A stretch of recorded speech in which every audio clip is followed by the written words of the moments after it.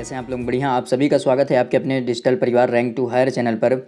आज का जो मोटिवेशनल थॉट्स है कि जो हो गया उसे सोचा नहीं करते हैं, जो हो गया उसे सोचा नहीं करते हैं, जो मिल गया उसे खोया नहीं करते हैं। सफलता भी उन्हें हासिल होती है, सफलता भी उन्हें हासिल होती है जो वक्त और हालात पर रोया नहीं करते, जो वक्त और हालात पर रोया नहीं करते हैं। आइए आगे बढ़ें और 3 मई की जो महत्वपूर्ण सुर्खियां हैं, जो महत्वपूर्ण प्रश्न हैं, उन प्रश्नों को देखते हैं।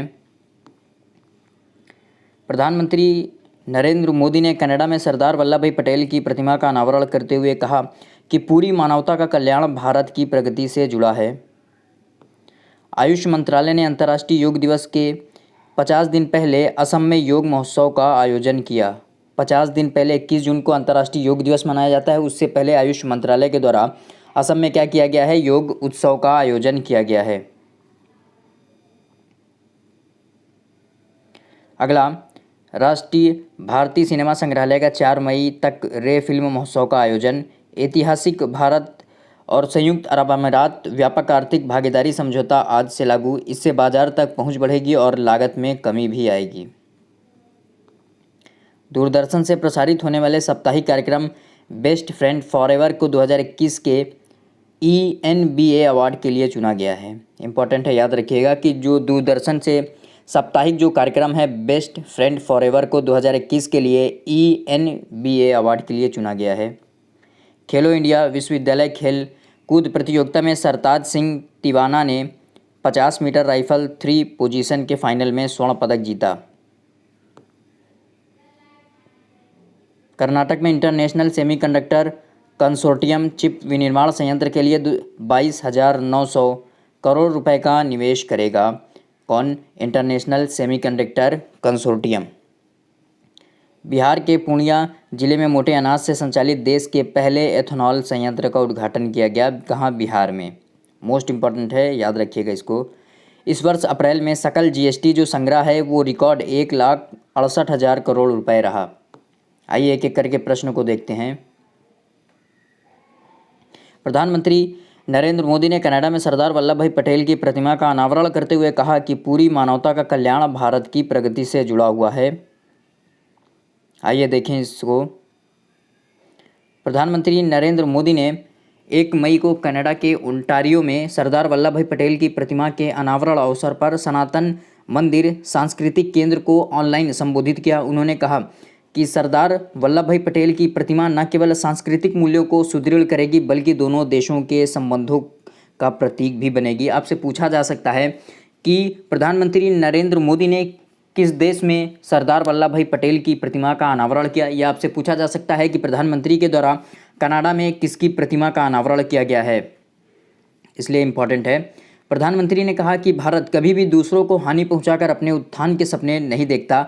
भारतीय प्रवासियों में गहराई से रचे बसे भारतीय मूल्यों का उल्लेख करते हुए प्रधानमंत्री ने कहा कि भारतवंशी चाहे दुनिया के किसी भी हिस्से में हो, उनकी भारतीयता और देश के प्रति निष्ठा कभी कम नहीं होती।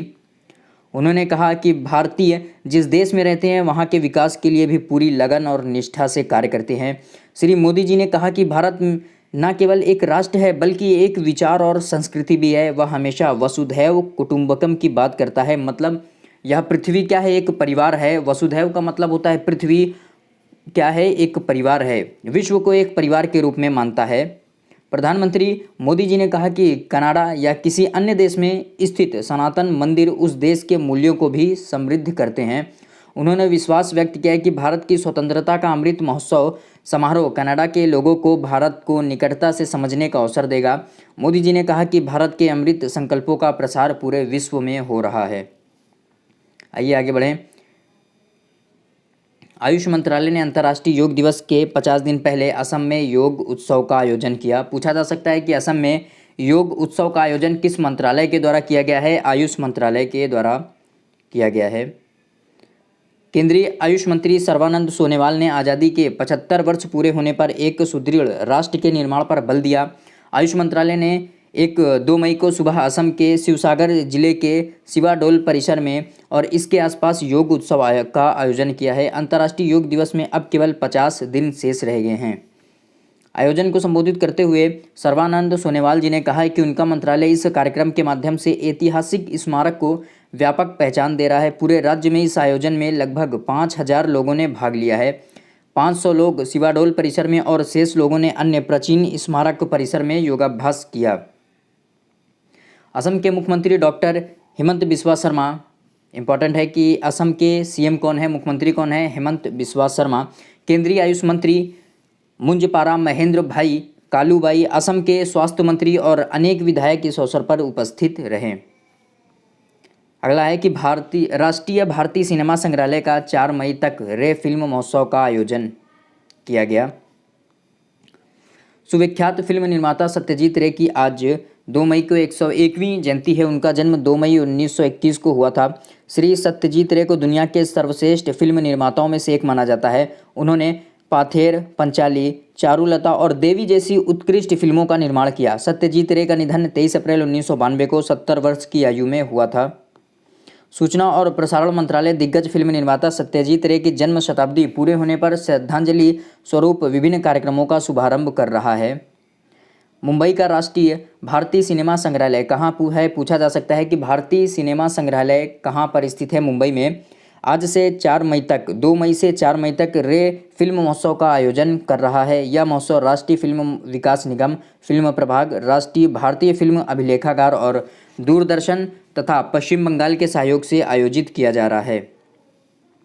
1 मई की न्यूज़ है कि ऐतिहासिक भारत और संयुक्त अरब अमीरात व्यापक आर्थिक भागीदारी समझौता 1 मई से लागू हो चुका है। इससे बाजार तक पहुंच बढ़ेगी और लागत में कमी आएगी।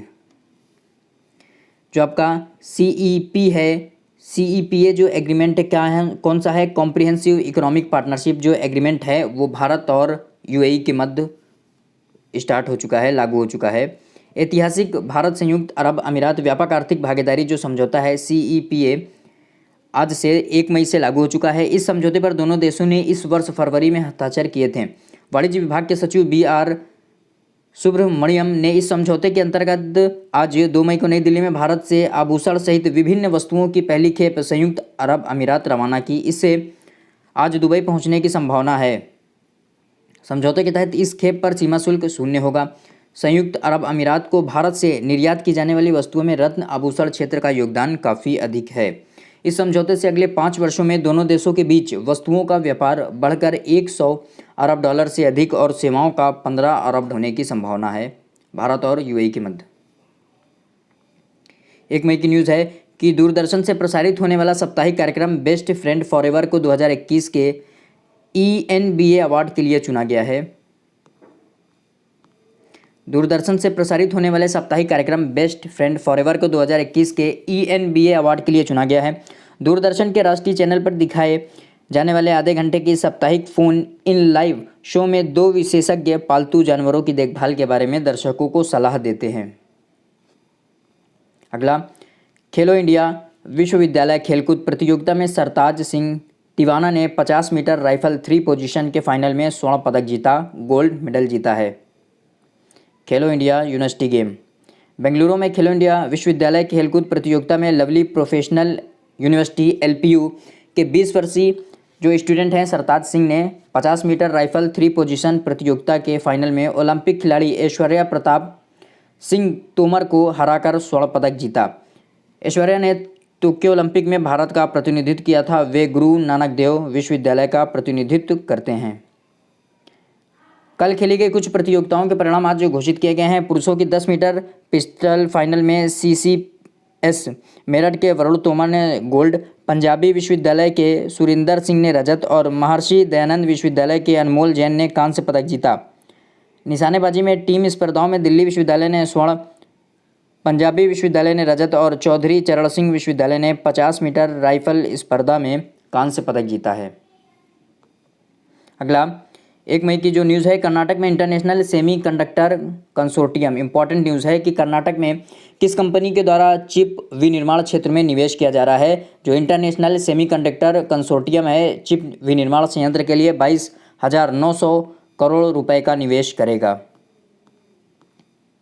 International semiconductor consortium ISMC Karnataka में चिप विनिर्माण संयंत्र के लिए 22,900 करोड़ रुपए का निवेश करेगा।